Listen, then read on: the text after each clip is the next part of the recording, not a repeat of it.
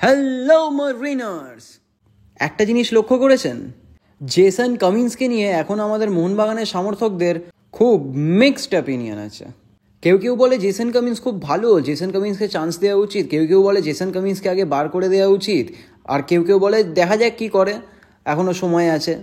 এবার এটা সঠিক উত্তর বললে তো কিছু হয় না, কিন্তু আমরা যদি ফ্যাক্ট ওয়াইজ দেখি, ও জবে থেকে এখানে এসছে মোহনবাগানের হয়ে খেলতে আগের বছরের জুলাই মাসে, তখন থেকে এখনও অবধি ওর পারফরমেন্স খুব একটা তো ইমপ্রেসিভ নয়। তাই ওর ক্যারিয়ার আপাতত মোহনবাগানে খুব একটা সাকসেসফুল তো বলা যাবে না। আর এই নিয়ে আমি একটা আগে ভিডিও বানিয়েছিলাম, যেখানে আমি কামিন্সের প্লেয়িং স্টাইল নিয়ে পুরো ডিটেলসে গেছিলাম, আর ওর কী কী প্রবলেম হচ্ছে সেটা নিয়ে তো কথা বলেছিলামই, আর ওর কী কী ভালো কোয়ালিটি আছে সেগুলোও আমি বলেছিলাম। আর আমি ভিডিও লাস্টে এটাও বলেছিলাম যে আমি নিজে অ্যাজ এ মোহনবাগান ফ্যান চাই যে জেসন কামিন্স যেন খুব ভালো পারফর্ম করে। আপনারা যদি ভিডিওটা দেখতে চান তাহলে আমি আই বাটনে দিয়ে দিয়েছি, আর ডেসক্রিপশনেও আছে, আপনি দেখতে পারেন।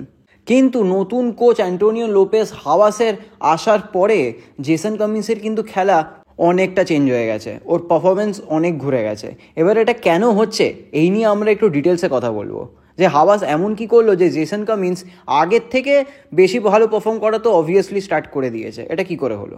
দেখুন, জেসন কামিন্সকে জুয়ান ফার্নান্ডো এনেছিল অ্যাজ আ স্ট্রাইকার হিসেবে, okay as a complete striker খেলা, তো কমপ্লিট নাম্বার 9, ঠিক আছে, যেখানে ও পুরোটাই ফ্লপ গেছে, ও কিছুই করতে পারেনি। কিন্তু এখন সিচুয়েশনটা পুরো আলাদা। কেন? এখন অ্যান্টোনিও লোপেস হাওয়াস জেসন কামিন্সকে অ্যাজ আ নাম্বার 9 না, বরং ফলস 9 খেলাচ্ছে। আর এতে জেসন কামিন্সের তো আগের থেকে পারফরমেন্স বেটার হয়েইছে, কিন্তু তার সাথে আমাদের টিমের পারফরমেন্সও বেটার হয়ে গেছে। এবার সেটা কেন হচ্ছে ওটা আমরা চট করে বুঝে নেব। আগে Jason Cummins as a complete number 9 এই পজিশনে খেলতো, যেটা আমি একটু আগেই বললাম, কিন্তু এখন জেসন কামিন্স এরমভাবে একটা ফলস 9 হয়ে খেলে। এতে বেনিফিট হচ্ছে আমাদের দুটো উইঙ্গার মনবীর সিং আর লিস্টন কোলাসও খুব সুন্দর করে কাট ইনসাইড করে ঢুকতে পারে, আর তার ফলে খুব সুন্দরভাবে অ্যাসিস্টও দিতে পারে, আর ডিরেক্ট শট মেরে গোল করার চান্সও ক্রিয়েট করতে পারে। আর যদি শট মেরে গোল নাও করে, যে অ্যাসিস্টের কথা বলছিলাম, এরা যখন কাট ইনসাইড করে এতটা ঢুকছে, তখন জেসন কামিন্স কিন্তু পুরো ফ্রি হয়ে যাচ্ছে। আর যখনই ও পুরো ফ্রি হয়ে যাচ্ছে, ওকে কিন্তু বল দিলেই গোল করার চান্স অনেকটা হাই হয়ে যাচ্ছে। আর এটার সাথে আরেকটা বেনিফিটও হচ্ছে যে যেহেতু ও ড্রপ ব্যাক করছে জেসন কামিন্স ফলস 9-এ, পেট্রাটস কিন্তু ওপরে উঠছে। ওপরে উঠছে, ওই জন্য মনবীর যদি স্পেশালি ডান দিক থেকে বলটাকে পাস দেয়, তাহলে কিন্তু অ্যাসিস্ট দেয়, ওটা কিন্তু ডিরেক্ট পেট্রাটসের পায়ে যাবে, যেটাকে ও শট মারলেই গোল হবে।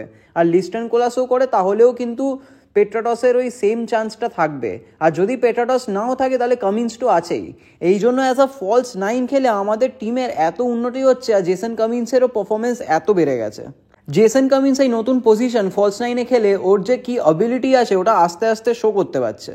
আর যেহেতু ও খেলার স্পেসটা পাচ্ছে ফলস 9-এ, এই জন্য ও কিন্তু খুব ডেঞ্জারাস হয়ে যাচ্ছে।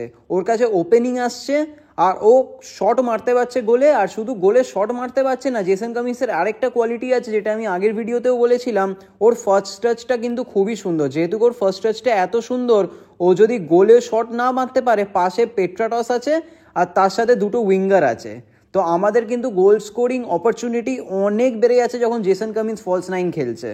আর এই জিনিসটাই হচ্ছিল না যখন Jason Cummins as a proper number 9 খেলতো, কারণ তখন আমরা পুরো 10 জনে খেলতাম, জেসন কামিন্সের ইনভলভমেন্ট খুব কম থাকতো। কিন্তু এখন খেলাটা পুরো ঘুরে গেছে।